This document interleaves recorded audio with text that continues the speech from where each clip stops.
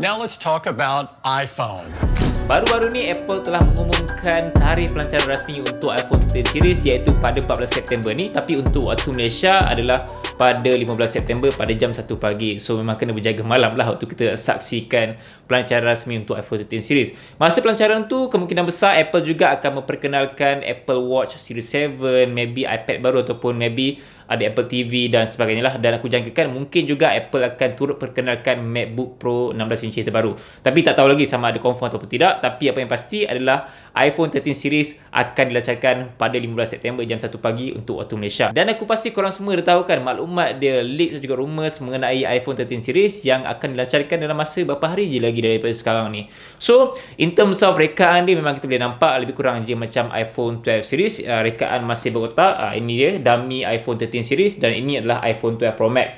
So, rekaan memang sama saja dengan kedudukan kamera sama, cuma dia punya sensor kamera ataupun size kamera tu besar sikit je. Dan kalau korang nak tahu lebih lagi pasal perbezaan antara iPhone 12 dan juga iPhone 13 ni, korang boleh tengok videoku yang paling latest mengenai leaks iPhone 13 series. Kalau aku gabungkan ke semua final leaks tu, memang aku boleh katakan yang iPhone 13 series ni just a very minor upgrade saja berbanding iPhone 12 series. So tak banyak perubahan yang ketara sangat. Design yang sama, kamera yang sama, skrin yang sama, notch apa semua. So just a very minor saja. Tapi apa yang aku tak pasti lagi sekarang ni adalah jualan rasmi berapa untuk pasaran Malaysia. So berdasarkan jangkaan aku sebelum ni, tak lari jauh sangat lah berbanding harga jualan rasmi untuk iPhone 12 series. Sebab kita boleh nampak yang iPhone 11 series ke iPhone 12 series ada penurunan harga. So untuk iPhone 13 series ada rumours mengatakan bahawa harga untuk iPhone 13 ni akan lebih tinggi sedikit disebabkan oleh kos pengeluaran chip tu lebih mahal sikit. So kalau korang follow perkembangan mengenai iPhone 14 yang dikongsikan oleh John Prosser, iaitu seseorang yang memang amat terkenal mengenai maklumat yang tertiris pasal iPhone lah baru-baru ni, pasal Google Pixel 6 yang memang boleh dikatakan 90% tepat apa macam dia cakap tu, design apa semua. Apa yang John Prosser cakap boleh jugalah kita ambil sikit-sikit, tapi tak adalah semua kita ambil 100% kan. Just aku rasa dalam 60 to 70% tu boleh kita ambil apa yang John Prosser ni cakap. So that's why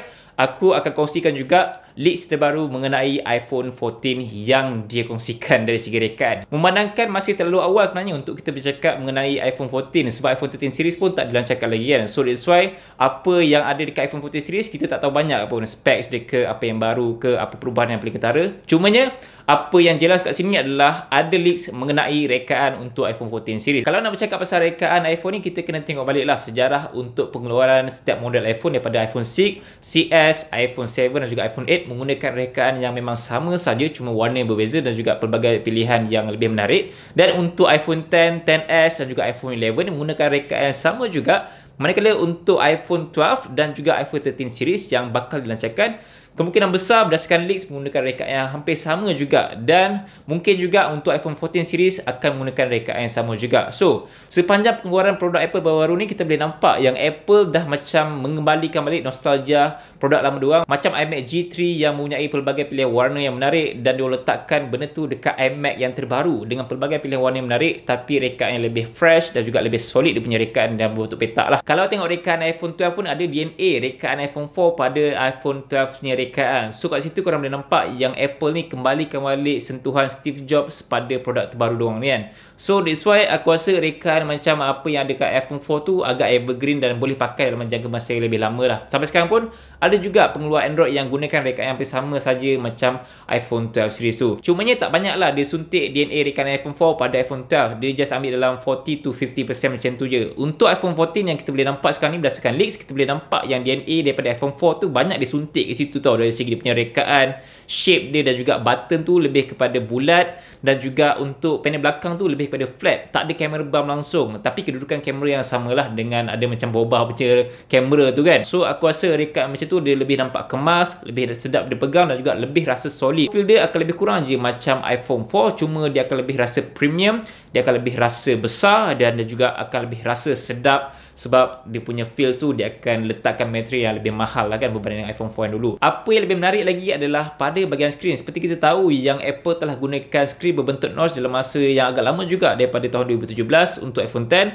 10S, 11 dan juga iPhone 12 yang terbaru, iaitu 4 tahun dah digunakan screen notch. Dan untuk iPhone 13 pula, leaks yang tersebar menunjukkan bahawa dia still gunakan screen notch, cuma size dia lebih kecil berbanding dengan iPhone 12 punya notch lah. Untuk iPhone 14 dengan leaks yang terbaru ni menunjukkan bahawa iPhone 14 tidak lagi ada notch tapi menggunakan punch hole display dengan selfie kamera yang kecil je dekat tengah-tengah atas tu kan. Kalau tanya pendapat aku okey dengan punch hole display. Masa yang sama, aku agak janggal sikit dengan punch hole display yang daripada iPhone, sebab kita tahu yang phone Android dah lama gunakan punch hole display pada smartphone doang, macam Samsung Galaxy S21 series tu kan. Aku tak rasa yang Apple akan gunakan punch hole display, sebab aku rasa leaks untuk selfie camera ataupun punch hole display iPhone 14 tu terlalu awal untuk kita nak assume yang Apple akan gunakan rekat macam tu. Sebab aku rasa kalau Apple gunakan punch hole display pada skrin doang, dah hilang identiti iPhone tu sendiri, dan juga dah hilang dah exclusivity untuk sebuah iPhone tu, sebab kita tahu yang iPhone ni dia memang berbeza berbanding dengan Android.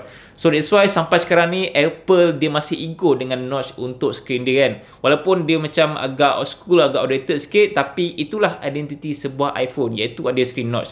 So kita dapat membezakan dia antara iPhone dan juga iPhone Android lain yang berlambak kat pasaran sekarang ni dengan rekaan yang pelbagai yang kita boleh pilih. But iPhone tetap macam tu sebab dia ada identiti dia sendiri. So that's why kalau dia letakkan punch hole display, dah macam phone Android zaman 2 tahun atau 3 tahun lepas dah kan. So aku tak rasa Apple akan gunakan punch hole display, but benda ni boleh jadi juga. Kita just tunggu dan lihat sajalah, sebab masih terlalu awal untuk kita assume kan. Kalau betul sekalipun yang Apple akan menggunakan punch hole display untuk iPhone 14, persoalan dia adalah macam mana pula dengan security untuk Face ID dia kan. Sebab sekarang ni memang Apple hanya gunakan Face ID saja, bukannya Touch ID. Ada rumours mengatakan bahawa yang Apple akan tanam sensor Face ID pada bahagian bawah skrin untuk iPhone 14 dan just keluarkan selfie camera saja. Rumours yang kedua pula adalah kemungkinan Apple akan meletakkan Touch ID pada iPhone 14, iaitu in-display fingerprint seperti mana yang kebanyakan Android dah pakai dah sekarang ni kan.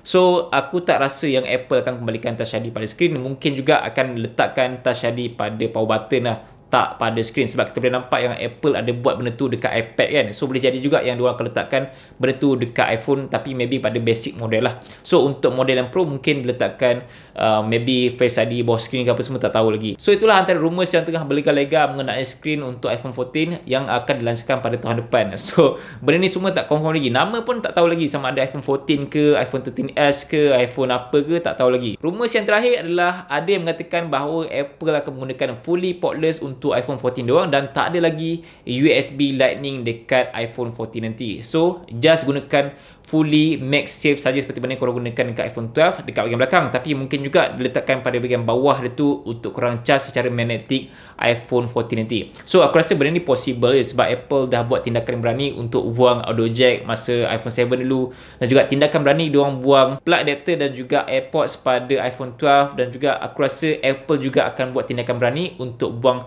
port pada iPhone 14 nanti. Sebab sekarang ni kita boleh nampak yang Apple very serious dekat wireless punya produk, macam MagSafe, pengejasan wireless, aksesori wireless apa semua, dan juga TWS lah, headphone apa semua. So diorang ke arah wirelessly tau. So possible juga untuk iPhone 14 nanti akan menggunakan fully portless, ataupun mungkin untuk iPhone 15 nantilah. Kita just tunggu dan lihat saja. So guys, itu saja yang aku dapat kongsikan mengenai iPhone 14, dan again ini just early rumours saja, bukannya benda tepat pun, dan aku rasa macam terlalu awal lah untuk aku nak kongsikan pasal iPhone 14. Tapi benda ni ada, rekaan tu dah memang leaks dah. So kita just boleh ambil benda ni, tapi janganlah ambil 100%. Just dengar boleh, tapi percaya jangan 100% lah. Maybe boleh ambil dalam 20 ke 30% macam tu je apa yang aku kongsikan ni kan. Persoalan paling utama untuk video ni, adakah korang patut beli iPhone 13 ataupun just skip untuk beli iPhone 14 pada tahun hadapan? Okay, persoalan ni mudah je jawapan dia. Kalau korang ada duit, just beli je anything korang nak beli. iPhone 13 ke, iPhone 14 ke, iPhone 12 ke, 15 apa semua, just beli je. Tapi kalau korang tengah berkira-kira untuk nak beli sebuah smartphone berdasarkan keperluan ke, ataupun berdasarkan duit korang ataupun kemampuan korang,